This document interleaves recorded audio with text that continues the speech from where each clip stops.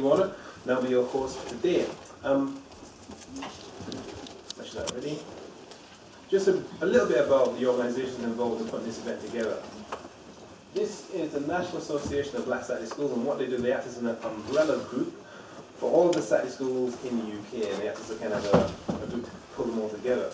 The person who organises that group is a young man, or a man, called Ian Murray, over there, taking a picture, and those are his children. So that's one group that's behind this particular event. The other group is, of course, Black History Walks, which runs walks, talks, and films on the African history of London all year long. So this is something that happens all year long. Every single month we do events like this. And this is one example of it. So we'll talk more about that later on. Now, just briefly about Queen Nzinga. So this is one of a series of lectures called the Queen Nzinga Lectures. And what me and Lee decided to do is to actually give black women a platform to speak about any topic that they chose to. So we kind of focused on black women who have expert knowledge. So it doesn't have to be a person who has a degree or a doctorate. It might be a person who knows a lot about their garden or is an expert in herbal knowledge. And what we do is we organize events like this one of 2 or 3 hours length to actually have those women in a space where they can actually speak about their expertise and their knowledge and share that information with the entire community. So we've had several so far. This is like number 3, I think, is we have a couple more to come. But I'll mention more about those in the future. Queen Nzinga is this woman right here, and what basically she was a woman who fought against European domination, against white male supremacy for something like 30-odd years. Many people have never heard about her. So one reason why we named this event the Queen Nzinga Lectures is to make sure people do know about her and learn about history, but also because it's an example of African women fighting for their rights. And we have that kind of tradition going on even now, which is why we're giving the platform to various women from different perspectives who are going to come to this venue and speak about their area of knowledge. Today you're going to hear from Dr Ama Biney and Dr Michelle Asandra. There was supposed to be a third doctor who come to speak, and her name is Dr Natalie Monroe, but she can't make it today. So we're going to change the agenda a little bit. What's going to happen now is that we're going to have, first of all, Dr Ama Biney going to come to the stage and speak for half an hour. Then we'll have Dr Michelle Asandra will come to the stage and speak for half an hour. Then there'll be a break. And what I'm going to ask you is, because I'm aware there might be a number of doctoral students in the audience, if any of you want to speak for 5 or 10 minutes about your experiences as a woman in academia, just tell me during the break, and I'll put you on after the break. So if there's anybody here who actually wants to talk about their experiences in academia right now, just mention it to me during the break, and I'll actually put you on right there. You can speak for 5 or 10 minutes about your experience. And in fact, there was somebody I was trying to get hold of because she contacted me a long time ago, or 6 months ago, and she was actually setting up a support group for black women who were doing doctorates. I forget what her name was. If I knew her name, I could find her. So if you know of her, or if you or her herself, just speak to me, and we'll have you up here speaking about your experience, because we're trying to make this as democratic and interactive as possible, so we can all kind of learn from each other. In particular, from those people who have gone before and know what the problems are, what the kind of solutions are. So we'll hear from Dr Ama Biney first, then Dr Michelle Asandra, then we'll have a short break, like 20 minutes or so. Then we'll come back for a Q&A and some interaction from yourselves in regard to what you have experienced yourselves, or any question you want to ask our 2 speakers about. Any questions so far? Was that clear? All right, cool. So first of all, I'd like to welcome to the microphone Dr Ama Biney. So please give a nice round of applause.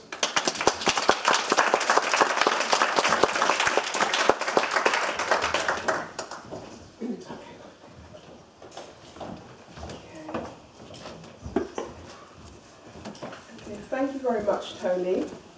I'd like to also thank you publicly, officially, for this very innovative series. I'm particularly commending the title of this lecture series, Queen Nzinga. I'm a historian of Africa and the Caribbean. I also teach African American history and the history of black people in Britain. So Queen Nzinga is one of my sheroes, certainly. Anyway, if I can start on this topic of black women in academia, success, secrets and coping strategies, I think certainly black women in academia, we are a rare species. There are far and few between of us. And I did not set out to be isolated and marginalised, as I feel and believe I am, even now, as opposed to when I set out in September 1999, when I began my PhD. And I did it round the corner, School of Oriental and African Studies, otherwise known as SOAS. However, if I forward a little bit, in May 2011, the Higher Education Statistics Agency revealed that in 2009, out of 14,385 professors in the whole of the United Kingdom, there were only 50 black Caribbean, black African professors. I repeat, 50 out of 14,385. This was an article in The Guardian some 2-3 years ago. And out of the 50, only 10 were black females. And as I'm sure you're all aware, and I'll make you aware of it now, there are no black vice-chancellors in the whole of the UK, unlike across the Atlantic pond in America, where vice-chancellors, exist in abundance. Now, I'm going to come back to these wider issues shortly, but perhaps we should begin with the question of, why did I want to do a PhD, a doctorate? In short, my doctorate was very much a labour of love. I decided I completed my Masters in Government and Politics of West and Southern Africa at SOAS. I completed that in 1988. When I finished, I decided I wanted to go back into the world of work, and I was engaged in IT training at the time. And I did that for about 11 years, and then I decided after 11 years that I wanted to go back into academia and pursue a PhD. And that was as a result of my first kind of love or passion, which was ignited when I did my first degree in African Studies. And I've always had an interest going back to the early 80s in my teens in Africa, in African history and African culture. And as a result of, even when I was doing my Masters and doing my undergraduate degree, I'd always been very interested in African issues, and more importantly, I'd become politicised. And I had joined political organisations here in the UK, working in the interests of people of African descent, and I was essentially interested to find out more about African leaders, African history and culture, and so forth. And that's when my passion or interest in Kwame Nkrumah was ignited. And I was intrigued and fascinated by him and what he was about, what he stood for, what he represented in the diaspora as well as on the continent. And so that essentially became the kernel of ideas that I then pursued more rigorously in my PhD. My PhD is entitled Kwame Nkrumah, an Intellectual Biography. And so I did my PhD out of intellectual fascination, a commitment to knowledge, to wanting to share knowledge as well. And I must say that in the first year, and I'm assuming some of you, maybe all of you, are engaged at some level in the PhD process. The first year, at least for me, I felt very much unfocused. I was very unsure of what to focus on. And I do remember my first supervisor, I had two, the first later retired, he was very optimistic that I could finish the PhD in 5 years as opposed to 6 years. I engaged in it on a part-time basis. And in the end, it took me 8 years. And that was because I was working full-time. And even at one stage, I was very busy with 2 jobs. And I had no time to work on it. And I remember 2 years, I actually paid the rather astronomical fees and basically didn't do any work on it for the 2 years or the 1 year. So, a waste of money. But anyway, that's in the past. In short, I funded it entirely myself, but during the 8 years, I think 2003 and 2005, I did get some small bits of money from SOAS, the SOAS Research Grant, for 500, I wish it was £5,000, slip of the tongue. £500 from SOAS, and then another £500 from the Royal Historical Society. And as you can imagine, that £500, you know, barely paid my ticket to go to Ghana, and I went to Ghana twice. One trip I funded myself, and another trip was to Washington, D.C., to the Moreland Spingarn Centre, where a great deal of Nkrumah's correspondence has been deposited. So my accommodation, food, transport, and of course, masses of photocopying that I certainly did along my intellectual sojourn, all that came out of my pocket.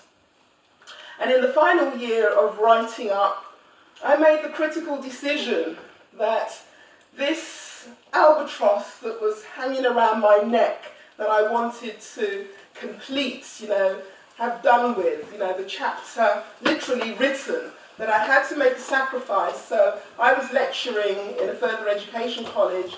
I made the decision to reduce my hours, be full-time. I went down to a point 6 or 7, that was 4 days essentially working, so that I would have 3 days, essentially a Friday and a weekend, to actually write up. So that's how I managed the final stages of getting it completed. What were the difficulties I encountered?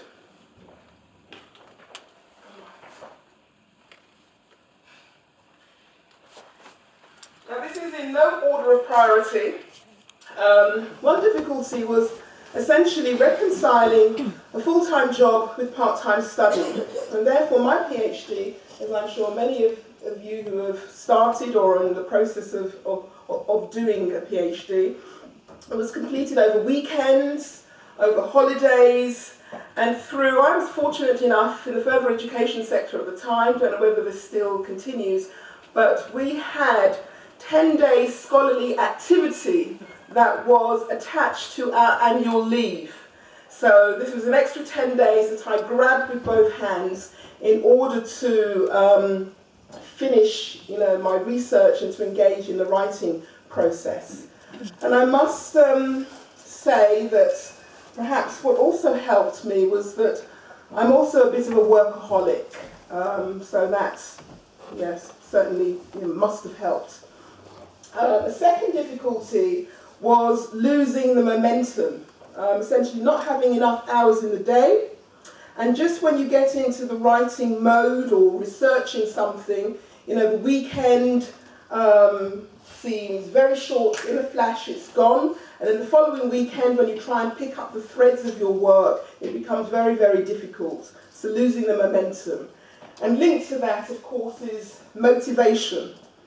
You know, there were some very dark periods in the valley of lethargy, disillusionment, mental tiredness, physical tiredness, self-doubt, asking oneself, you know, can I do this?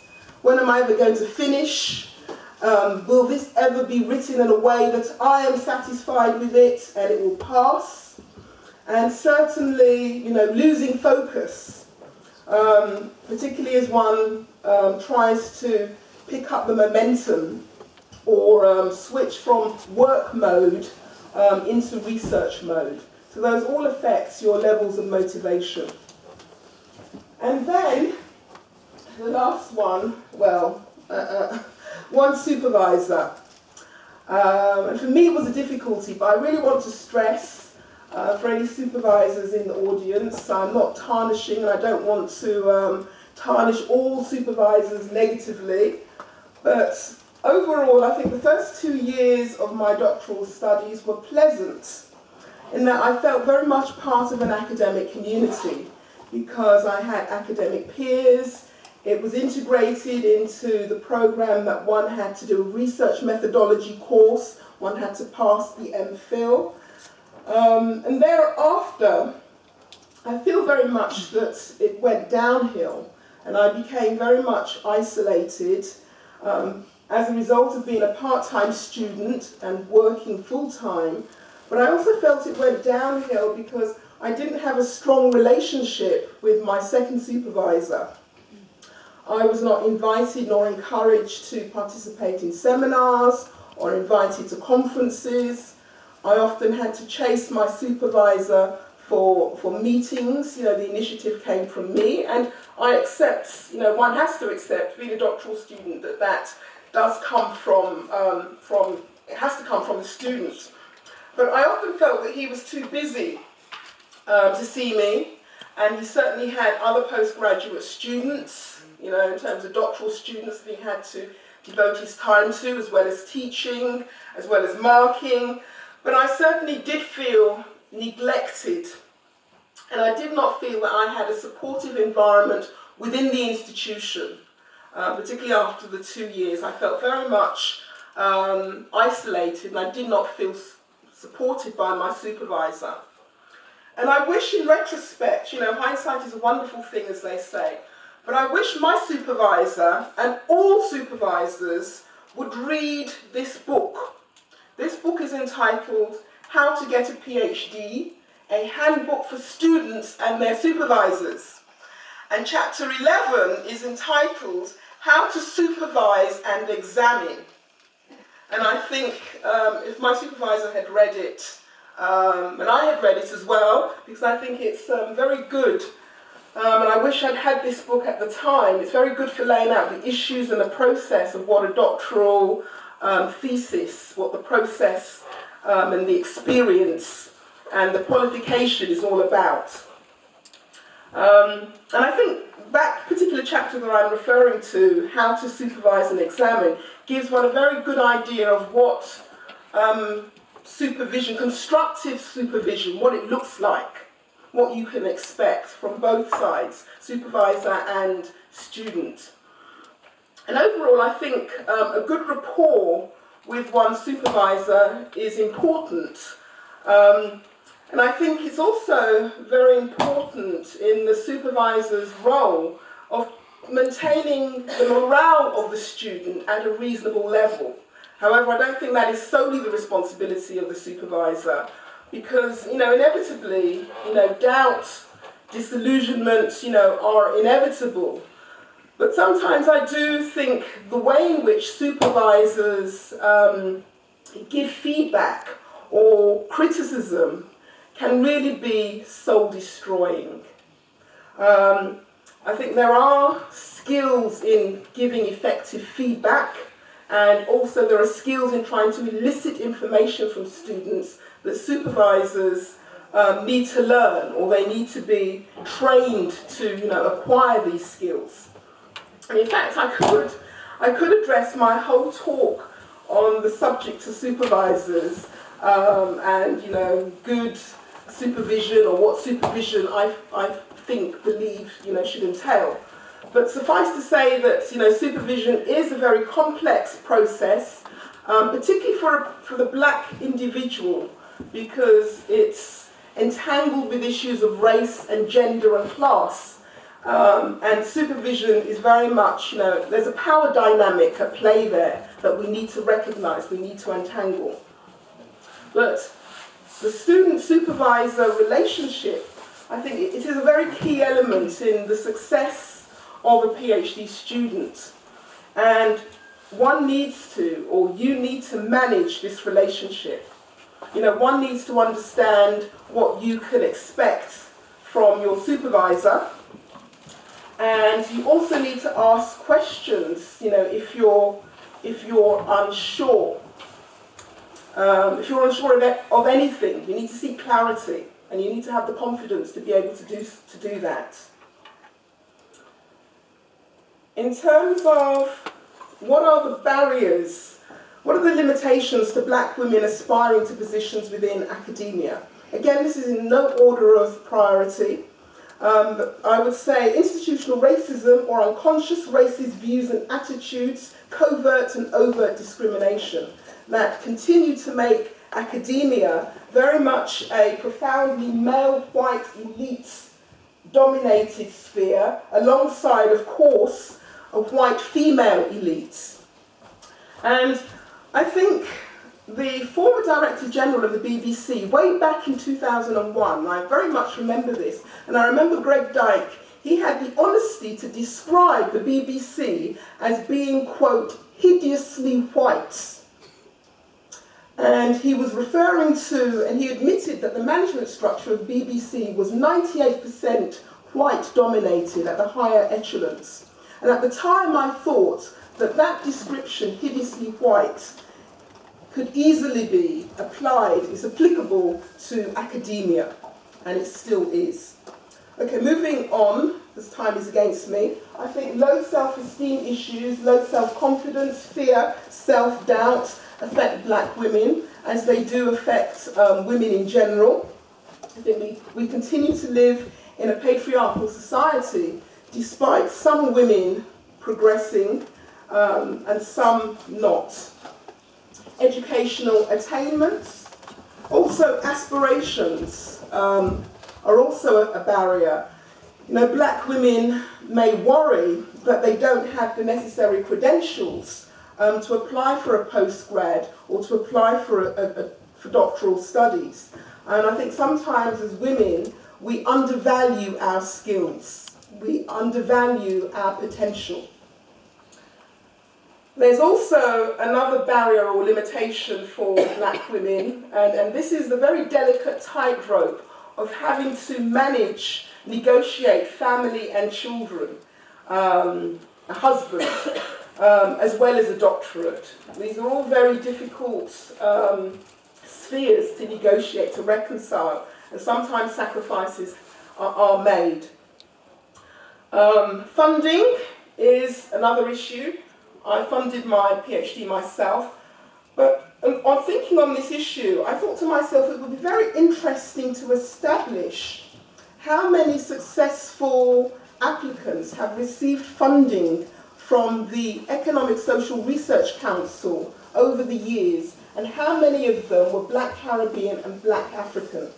And again, how many of them were Black Caribbean women and Black African women. You know, I'd be interested in having those statistics, you know, presented, that data presented to us so that we could look at them to see to what extent, you know, people of African heritage are receiving grants to enable them to go on to do doctoral programs. My hunch is that not many of us are, but I would like to have that disproved. I have sent an email to the Economic Social Research Council asking these very questions, and I'm awaiting a response. Another limitation barrier for black women is the nepotism of higher education. And this was put by Professor Heidi Merzer, who's emeritus at the Institute of Education, so you may have heard of her. She's also from a minority background. And she said this: higher education is about peer review and has a fundamentally nepotistic way of operating. It's about networking and people supporting people they know who are like themselves, who they feel will mirror their own areas of interest. BME people don't fit into that. End of quote. So when I read that in The Guardian, I thought, you know, so much for academia being about objectivity, neutrality, impartiality, when it's about networking and whose face fits. But, you know, that's a reality we have to deal with. And another reality we have to deal with as black women, as academics, is that as an academic, you have to be seen to be constantly writing, constantly researching. And the United States, they have a maxim for this. They call it, quote, publish or perish. That is, you must be seen to be, you know, churning out, for want of a better word. It must be seen to be productive, academically productive in the books and the articles that you produce in order to earn the university prestige and status. And of course, all of this reflects in the RAE for the university. And that's very important. In terms of what are the secrets, there are no secrets. It's really about hard work and sheer tenacity, sticking at it. What are some of the coping strategies? I think, black women professors and academics in higher education, they do not appear out of nowhere. They have to be nurtured, they have to be developed, throughout society. And therefore we have to start from somewhere.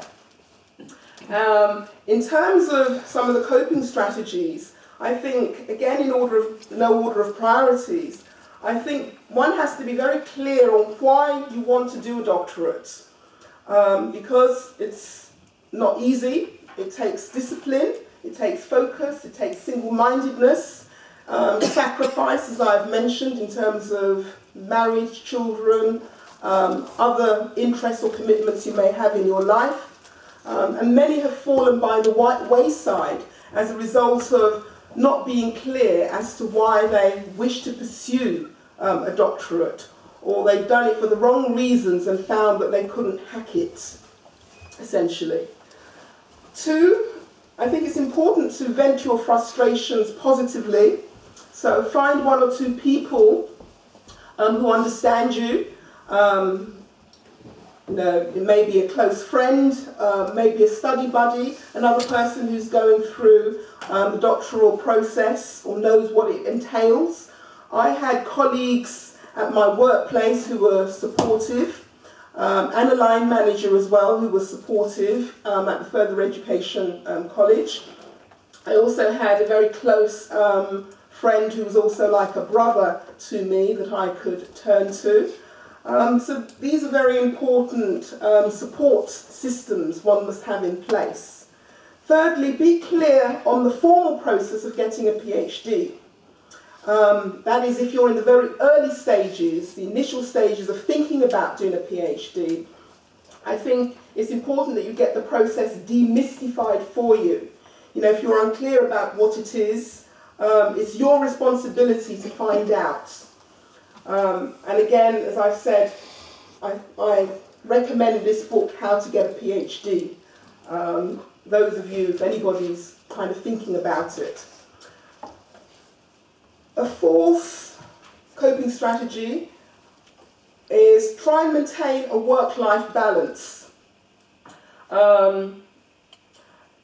It's really important that sometimes you do switch off from the doctoral studies and have some other interests, leisure interests, hobbies, physical activity that will enable you to switch off. Because a doctorate really is all-consuming, and you will know when you have become boring, when all you do is live, breathe, eat, sleep your thesis, and when you begin to talk to somebody, your son, your daughter, your husband, or your partner, or your friend, and you see their eyes glaze over, that's when you know you've become obsessed by your PhD, and that's when you need to come out of the ivory tower and into the world of reality. So it is important, that's a telltale sign when people's eyes glaze over, or you can see through their body language that they've lost interest, that you've gone on a little bit too long. So it is very hard to do. I do recall after the first few weeks after I'd defended my thesis, and I'll never forget the day, it was the 4th of June 2007, and I can remember the first few weekends after that, I really felt at a loss. I really felt, what am I supposed to do with myself now? It was, euphoric, it was very liberating, but it was also very strange, because at the back of my mind, I thought, I must be at my computer, I must be at the library, I must be researching, reading. And so it did take a while to kind of reorientate. 5, find a mentor source of support. even if it's just one person to confide in, somebody that you respect, you value their opinion, and somebody who will encourage you to be honest with yourself and who is realistic with you and who will keep you grounded. I think linked to this, I would encourage you to set up an informal network of perhaps 2, 3 or even more people. A Black Women Support Network would be a wonderful idea to actually implement, to offer advice and encouragement, to share problems with. 6, I think it's important that one accepts that there will be highs and lows on this doctoral process, in this doctoral process. And what do I mean by a high? A high is getting, positive feedback, written comments, oral comments from your supervisor, something positive that lifts your spirits, that makes you, psychologically buoyant. Sometimes I found a high for me was finding some fascinating documents in the archives and thinking, I can use this in doing X, Y, and Z. It can substantiate my arguments in, A, B, C, and D. And even a high could be something such as, becoming even more clearer in your own thought processes as to what your argument is and becoming more confident in how you articulate that. That is also a high. A low is certainly getting negative, feedback, written or oral, from one supervisor.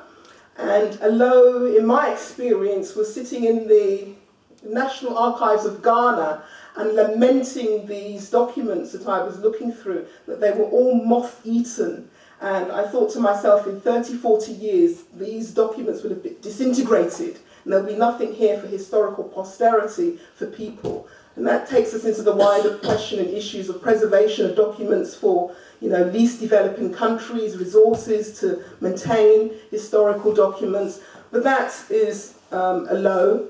You can't read the documents because there are gaps in them that have been eaten out by the moths.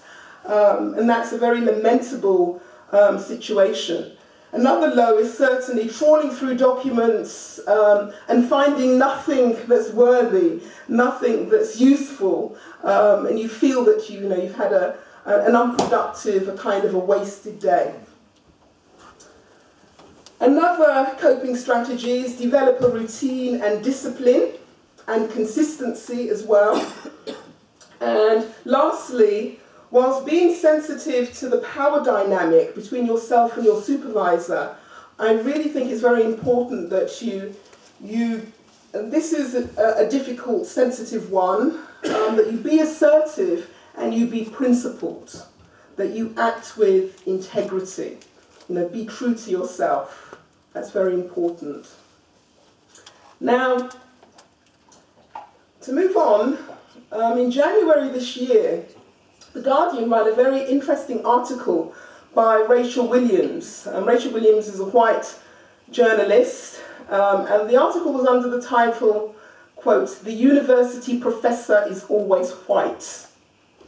And the article pointed out that a bold initiative had been instigated by Professor Dame Sally Davis in 2005, whereby she had set up, or she was instrumental in setting up, in regards to medical schools who were seeking biomedical research, research grants that is, they now have to demonstrate evidence of supporting women and women's career progression.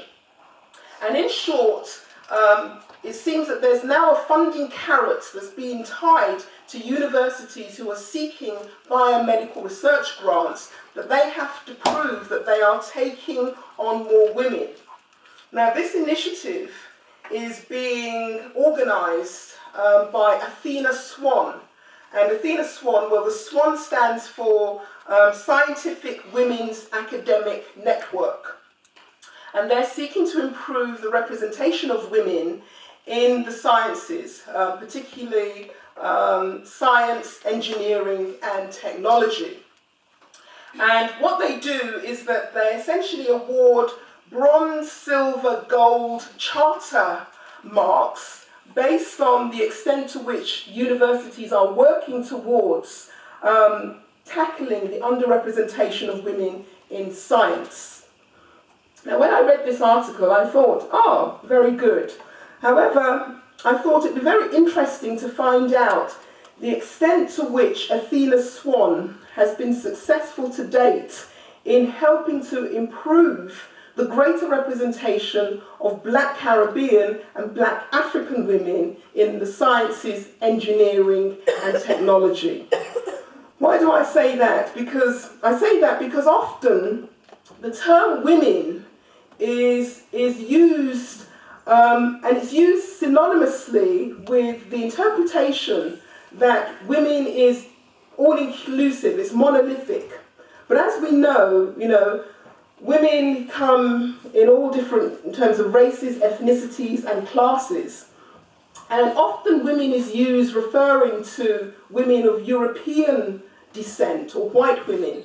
And we need to unpick, we need to probe further, which women are being represented in Athena Swan, which women are helped in terms of their career progression in the sciences, technology, and engineering. Unfortunately, Athena Swan is very much dedicated or focused on the sciences, and sadly there's no such scheme to assist Black and minority ethnic women in the other disciplines. And I would argue that there's sorely a need for similar schemes for all universities in which they get a portion of their funding, they get a portion of their HE funding on the number of women, or Black women particularly, that they recruit for doctoral programs. If they're going to do it for the biomedical research grants, in order to increase the numbers of women in that sphere, why not extend it, is my argument, to boosting the representation of Black women, ethnic minority women in other disciplines, in other fields. Now, my last point is a point that's been made by Professor Gus John, and he is one of the few UK's Black male professors. And for me, it's not just a question of having a Black female professor in an institution, but it's also the question of how she is treated within that institution. Is she simply a token? Is she, to what extent is the institution living up to its equal opportunities policies, in regards to this Black female academic? And I say this because between 2003 and 2007, Professor Gus John he evaluated the race equality policy of every higher education institution in the UK for the funding councils of England, Scotland and Wales. And this is what he said, and I quote him, it's quite a long quote, so forgive me. He says, "The problem was and remains to this day that higher education institutions are accountable to no one for their performance in complying with anti-discrimination legislation and promoting and sustaining a culture in the workplace and learning environment where everyone could feel that their rights are acknowledged and protected, irrespective of their profile or the target group to which they belong. In the case of Black and ethnic minority, global majority staff, not only do they face overt and ever so subtle forms of marginalisation and discrimination, they also feel the unabated wrath of the organisation if they dare take their employer to task for discrimination or victimisation." Now, with that in mind, there was the famous case of Dr. Farida Banda, a highly qualified law lecturer from Zimbabwe, and she was the first Black African woman from Zimbabwe to qualify for a doctorate in law in 1993 at Oxford. And She was employed at SOAS, and in 2003 she made the alarming discovery that for the first 6 years that she had been employed by SOAS, she had been paid £10,000 less than her white counterparts. When she took the matter to her senior members, they told her that pay was not an exact science. This forced her to take the matter up with the Industrial Tribunal for unfair dismissal.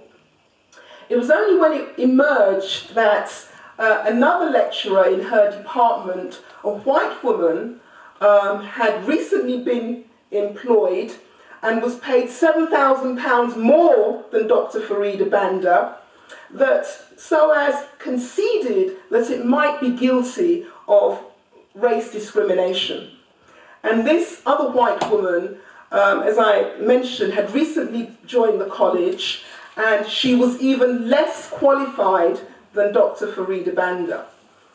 Now, in the light of these circumstances, the college could only offer Dr. Farida Banda a decent compensation in 2004 as a result of this tribunal case. Now, the point of this narrative is that I think it illustrates the argument that Professor Gus John has made, that higher education institutions are accountable to no one for their performance in complying with anti-discrimination legislation. And this includes, paying black females commensurate salaries with their white counterparts, and as well as getting black females into higher academic positions. However, I think the case of Dr. Banda is a positive one that I want to end on. I think it's important for us to try and be positive. And I think the fact that she won her case, shows her own resilience and own principle that we should admire. And I believe that, the valiant spirit of Queen Nzinga, who also challenged, in her own time, the forms of oppressions that she confronted, we must also do likewise. We must continue to challenge present-day forms of discrimination and injustice that we find in academia and we find in the wider society and in the world. I thank you for listening.